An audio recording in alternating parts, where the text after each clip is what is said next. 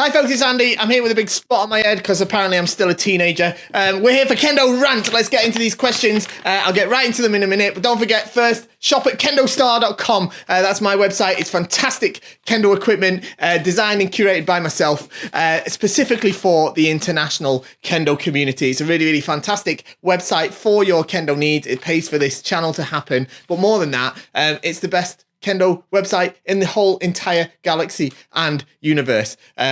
So go and check it out. If you don't believe me, go and check our Trustpilot rating because we've got the best rating out of any shop out there. So yeah, right, let's get into the questions. Hi Andy, hope you can answer this. What are the benefits of a cotton gi and Hakama? I started with synthetic materials and I haven't tried a cotton set yet, so I'm just wondering what I'm missing out on. I see KendoStar has a sale going on, so now would be a good chance to get one.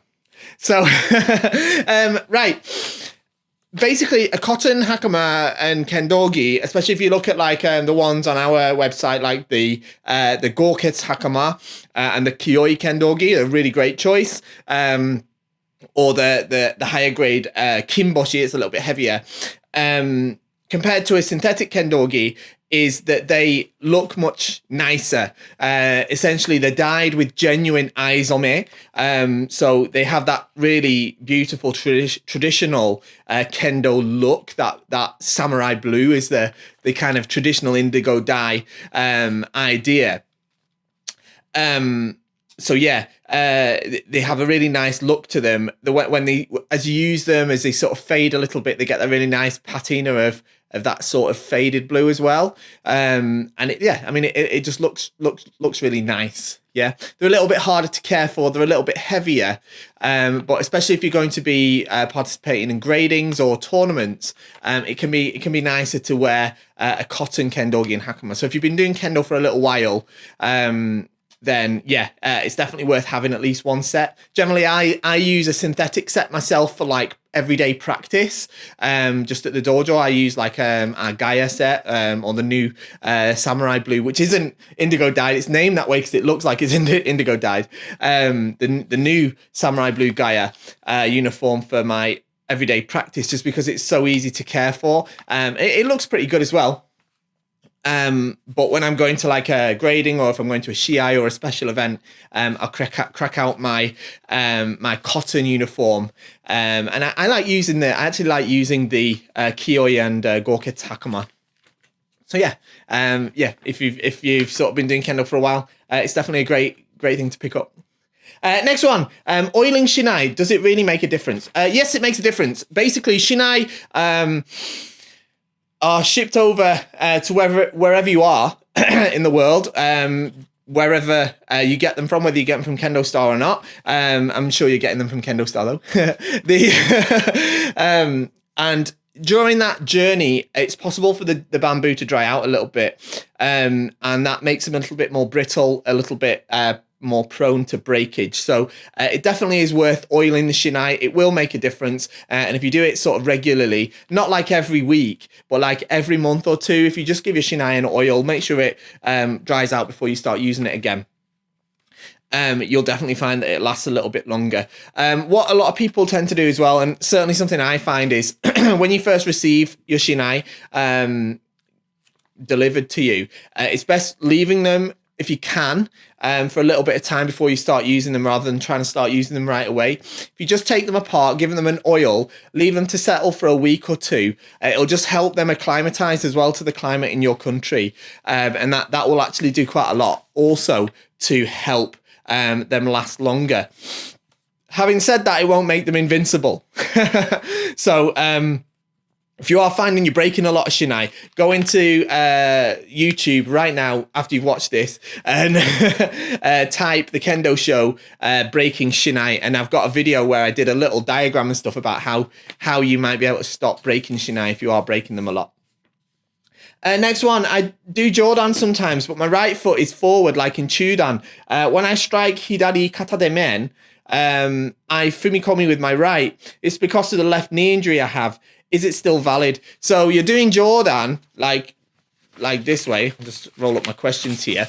Like this way, with your left hand at the bottom, but you've got your right leg in front instead of your left. It's perfectly valid. Yeah, it certainly is valid. It's just negating some of the advantage that Jodan actually gives you. The reason that Jodan has the left foot forward and the left hand over and you strike with kata te waza is to give you extra range. You actually lose some of that range if you stand with your right foot forward and you have a straight kamae like you do with Jodan. Actually, Jodan is a little bit what's called hanmi, where your feet aren't, well, your hips aren't completely straight on. They're a little bit to the side, because when you strike, you're actually side on a little bit to get that little bit of extra reach. It's a little bit of a different kamae from a point of view of kihon and basics than Jodan is. It's perfectly valid what you're doing. But what I'm saying is you're not really gaining the advantage that Jodan has over Jodan, but you are gaining some of the disadvantages that it has. So you might find that you're less successful with it than you would be with Jodan. Next one, the Kendo books in my local library are more concerned with the history of Kendo rather than its practice. What are some good books that you'd recommend for Suburi and Waza? The best book that you can get on Kendo is this one. Oof. Back again. This one, the official guide for Kendo instruction from the All Japan Kendo Federation. In my opinion, this is currently the very best book you can get on it. However, unfortunately, we actually do sell this book on KendoStar, but it's out of stock right now. This is my personal copy, which is actually falling apart because I've read it so much, the page is coming out. I've had it for like 12 years or something. Since it actually came out, I've had this book and I read it all the time. I refer to it all the time. It is out of stock at the minute, and that's because it's out of stock at the All Japan Kendo Federation. I am reaching out to them at the minute to find out when it's coming back in stock, but do keep checking that. I'm sure that there will be a replacement to it when it is eventually replaced as well. So if it is that they're replacing it, I'm sure there'll be a new version. I don't think it's that. I think they're probably just reprinting it, but I'll be updating that as soon as it's back on the website. Okay, next one. I'll be having my first stand test in the next few weeks, and I'm struggling with kata 3. Any suggestions how to practice, and do you have any videos? Okay, the best video I think for kata 3 especially is you can watch the All Japan Kendo Federation's official video on it. It's on YouTube. Loads of people have put it up there. It is a tough kata. It's the hardest one. I believe it's because, and this is something I heard, I believe that there was actually originally only 3 kata in Kendo, and that's why number 3 is the hardest one, and then they added the extra ones later. But I don't know. I'm not a massive Kendo historian. It is a bit of a tough one. I'm sure you'll manage it, though.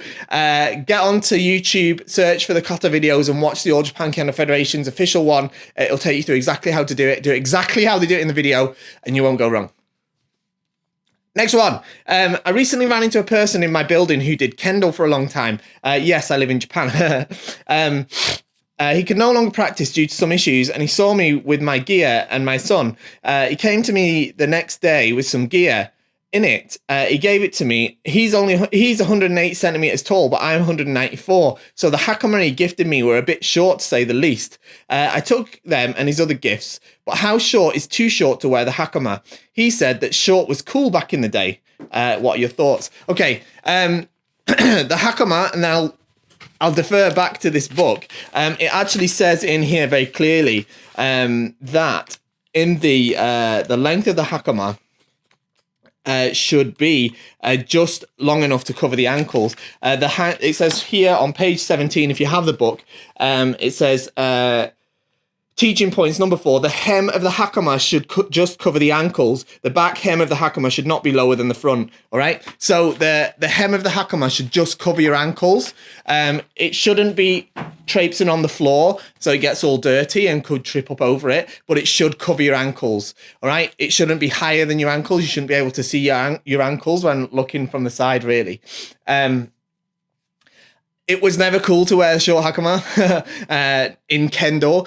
Someone else commented on this on the Kendo Show Early Access group, actually, and said like the samurai or something used to wear short ones. I don't know anything about what samurai used to do, really, but in Kendo, like, this guy who gave you the stuff, probably in his day, I don't think it was cool then either to wear the short ones, which is probably why he's got a Hakama that fits him and not one that was too short for him as well. Yeah, it sounds like it's probably too short for you, so I'd probably try and give it to somebody that probably it's likely to fit.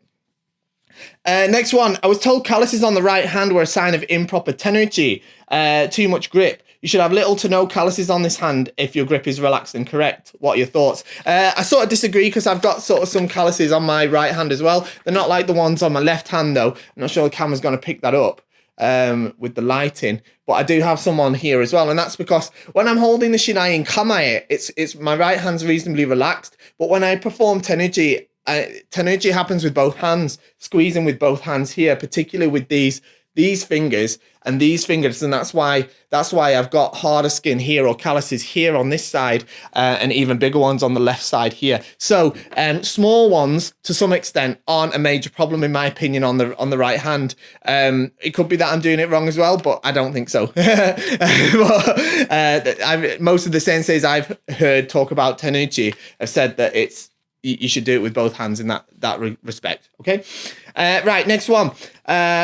What are your thoughts on self-practice? I'm not sure of the Japanese term, both in and outside of the dojo. It can make you feel as an instructor that you're palming someone off, but you know they need to work on something before moving on. So I'm not totally sure what you mean with this in terms of self-practice, but I'm guessing from the context you're saying, as a teacher, you're telling people that they have to go away and practice something on their own. How can I put enough emphasis on this? It is inexplicably vital that they perform self-practice to improve at Kendo. That is what Kendo is. That is how you improve at Kendo. After you progress past the very beginnings, the very basics of Kendo, the very basic movements, any real progression deeper than that comes from self-practice and self-dedication. A teacher is not there to make you improve or to force you to improve or to improve you. You have to do it through your own self-practice, and it isn't palming somebody off to say, look, this is wrong and you need to fix this by going and doing this by yourself. That isn't palming them off. That's doing them a favor and letting them know what they need to do. That's what a teacher does in Kendo. It isn't, you're not there to hold their hand along the whole way. They've got to do it themselves. You're there to provide a resource, not to be the responsibility for their improvement. They have to do that themselves. Next one, what are the advantages of leather tsuba? They're slightly more durable and they look a little bit nicer. That's about it. What is expected of you at third dan? To be able to make strikes that meet the criteria of Yuko Datotsu. Next one, what is the futon men in men, kote, and tare made of? Basically, inside the futon is what's called the shin, which is the filling of the futon. For most bogu sets, it's a kind of felt type padding, thick padding. And then that's covered with cotton, then reinforced with either some kind of orizashi fabric or like a synthetic leather, and then it's stitched over so it's all bound together and kept nice and tight, and it's got some durability. Very expensive bogu sets, hand stitch sets, they use something called morsen in there as well. They put a piece of like traditional red Japanese felt that they used to use like in tea houses and stuff instead of like carpet. Not really carpet, but like as a kind of, anyway, this stuff called morsen. It's not something I know massive about in terms of tea houses and stuff, but they use that in very expensive sets. Doesn't make a huge massive difference to the quality. It is just the very, very expensive ones, they have very nice red or scarlet morsen inside. Most hand stitch boga has it, actually, thinking about it. It's not used so much in machine stitch boga though. Especially these days, they use more modern types of shin that have like a sort of more synthetic material that has a nicer, what's called a koshi, which is the way it kind of bends and sort of has flexibility but can still be molded. That can play a massive role on the feel of a boga as well and how comfortable it is. Very, very cheap boga sets. You see some of these boga sets out there that are like $200, like free shipping, free taxes, all that sort of stuff. And they like use total rubbish for the shin. It's like it's stuff that like recycled carpet underlay and stuff like that, and it's junk. So yeah, we don't do anything like that. With KendoStar, most of ours, we use like a high grade sort of felt type shin. We use extra layers of it, so it's nice, thick and padded. And we use a blend that we think gives the best koshi. Okay. Next one, can you briefly talk about shikai and heijoshin? Any tips to help break in a bit more faster new Chordae? And is it preferable to take 1 or 2 centimeters larger for them when you place the order? Right, shikai is the 4 sicknesses of Kendo. Is it doubt, fear, surprise, and confusion? I think, is it off the top of my head? It might be in here actually. They're basically the mindsets that affect your Kendo, or how you are responding to your opponent's semi, if that makes sense. I've just found it in here actually. It says the 4 unfavorable mental conditions, or the 4 sicknesses: astonishment, surprise is what I said, fear, doubt, and hesitation. So it's important to control the mind in order to suppress these conditions. So for example, you're having an interaction with your opponent. Oh, he did something that I didn't expect. You're surprised. What was the next one? Fear. Oh, now I'm scared. I don't want to get hit. I don't want to lose. I don't want this. That sort of fear. And that leads, of course, to a doubt. Oh, I don't know if I can make a strike now. If I make a strike now, then it's it's unlikely that I'll be able to hit. And you start to doubt yourself, doubt your own ability. And then hesitation as well, which is where you kind of, you start to make attacks hesitantly, or, it's very much connected to doubt, of course, where you're kind of unwilling to engage almost through fear. They're very, very connected, those 4 things. And that's what they are. Heijoshin means like a peaceful mind that doesn't change, or peaceful spirit that doesn't change. It's I'm just seeing if it's in this book now. Yeah, there it is. It says heijoshin, a disciplined state of mind which can respond to changes in a situation in a calm, normal manner without becoming agitated. Okay, so it's very much like the concept of fudoshin. It's the opposite of the 4 sicknesses. It's where you're able to deal with any situation without wavering. Yeah, just still, calm, and collect. Okay, as the second part of that question, it says any any tips to help break a bit more faster new Chordae? Is it preferable to take 1 or 2 centimeters larger with them when you order? I'm going to take the second part first. No, do not choose sizes that aren't the right sizes. You should always order the size that is meant for you. Okay, so measure it as per the sizing diagram and enter those sizes in the box. Yeah, don't add stuff to them. You will end up with Chordae that are too big for you, and it will be wrong. Okay, and about how to break in the Chordae, let's have a look at some. Oof. Okay, here we are. I've got some Vanguard Chordae here, and these are actually samples that we use when we're out doing an event or something like that. There's a couple of things you can do to help break them in from the start. To be honest, they are very flexible right from day one anyway. I've read sometimes online, like some people saying like, oh, KendoStar Chordae are really good, really protective, but a little bit stiff. If the Chordae are not as stiff as this, like, I'm sorry, but these Chordae are really flexible. If they are like more flexible than this when you first get them, probably they're not going to protect you properly.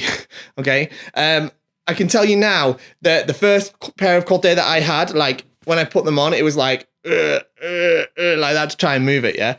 The fact that you can do this with these, even though they've never been used at all, they're like brand new out of the box, is like crazy to me, who's like remembers what it was like to have Chordae that were like steel gauntlets when you first got them. So they aren't stiff, right? It's normal for them to have this little bit of stiffness before they break in.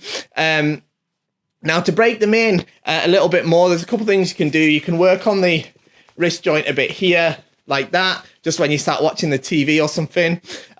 You don't need to do it that much though. Or you can kind of give them a little bit of a bash against something like that.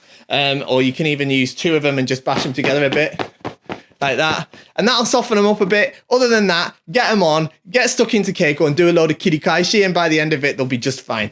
Okay, next one. Can you reflect on the recent All Japan Kendo Championships from your perspective? Okay, so there was a couple of people that commented on this, asking for my opinions on the All Japan Championships. I thought it was brilliant. I thought it was really, really good. I really enjoyed it. One of the best championships I've seen in a while, actually. I was rooting for Mr. Nishimura to make it 3 years in a row, but unfortunately it wasn't to be. That's how these things go. I was very, very pleased, though, to see Mr. Kunitomo become the champion. He's been trying very hard for it for the last few years, and he certainly deserves it. He's got absolutely fantastic, amazing kendo, and yeah, he did really, really well. I really enjoyed his matches. I really enjoyed watching all of the ippon that was scored. It was fantastic match after fantastic match. There was some beautiful examples of all types of different waza. I felt I really learned a lot about it, and I'll probably talk a little bit more about it tomorrow when I do a brand new kendo analysis video, so make sure you tune in for that.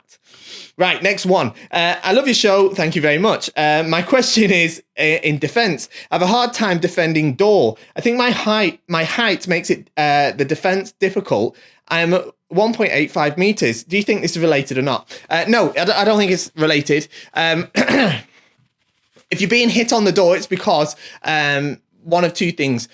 You're attacking when there isn't an opportunity to attack, and they're doing the kaishi door, the nuki door, or they are attacking you when your arms are raised. You're raising your arms to try and block. It doesn't matter how tall you are. If you do that, then your door is open. In terms of how to defend door, the way to do so is basically, you don't want to do it with your elbows because that'll be quite painful, all right?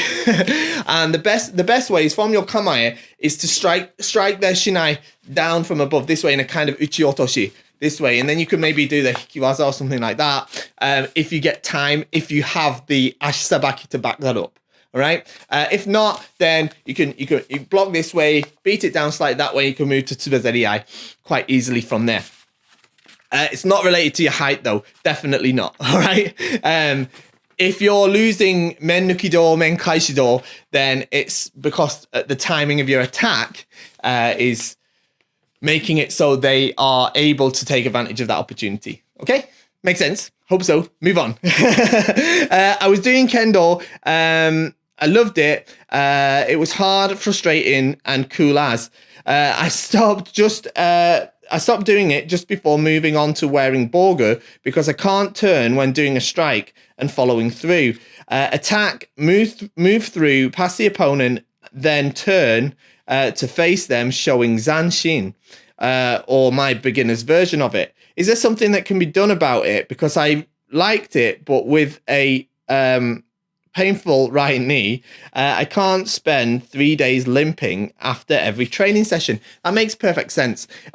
Look, if you were in my dojo, I'd suggest first off, come and talk to me about it. So talk to the teacher, explain the situation, say, look, turning around like that is really, really painful. Is there something that can be done about it? Personally, I think so. I don't think, the thing is hitting, going past, going through, man, and then turning around this way. This is very basic level Kihon Kendo, and it's actually an ashisabaki footwork exercise. That isn't really zanshin. Okay, zanshin isn't hitting, going past, leaving them out of your vision behind, man, and then turning around. That's not zanshin. Zanshin is keeping your eyes on the opponent. So if you were saying to me, look, I can't turn around at speed like that, my knees can't do it, then I'd say, okay, well, look, let's see how we can work around it. Perhaps you can end the cut, man, and without turning around that way, you can still show zanshin towards the opponent without going past them, all right?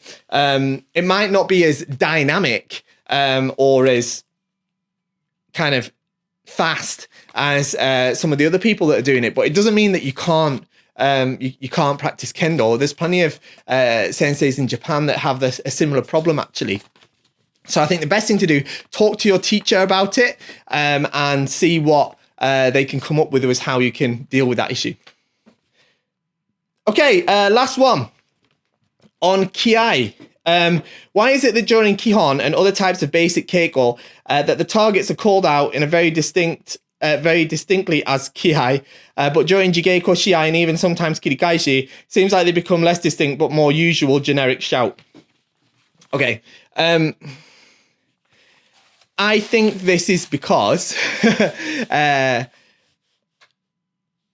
think it's because the idea of shouting men kote do tsuki is important. You do have to do that in Kendo. And I think because lots of people see Japanese players, and when the Japanese players on TV, like in the All Japans, they do it, it doesn't sound like they're saying men if you're not a Japanese speaker. But actually they are saying men and they're saying kote and they're saying do and they're saying tsuki. And if you can speak Japanese, you can hear them say that. Although it doesn't necessarily sound like they're saying men like that, there is a difference between, it is audibly men, kote, do, and tsuki. If you know that's what they're saying,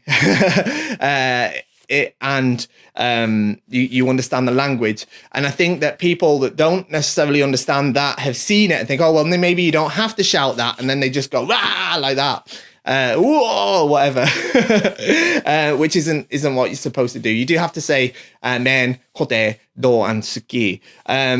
Now, when I say what I want to qualify that with is when I say, if you know that's what they're saying, you can tell that's what they're saying. It's much the same way as like, if you know the lyrics to a song, you can pick out what the song words are. But if it's the first time you've heard the song and you don't know the song, you can't always tell what the singer's saying straight away. Do you know what I mean? It's a bit like that.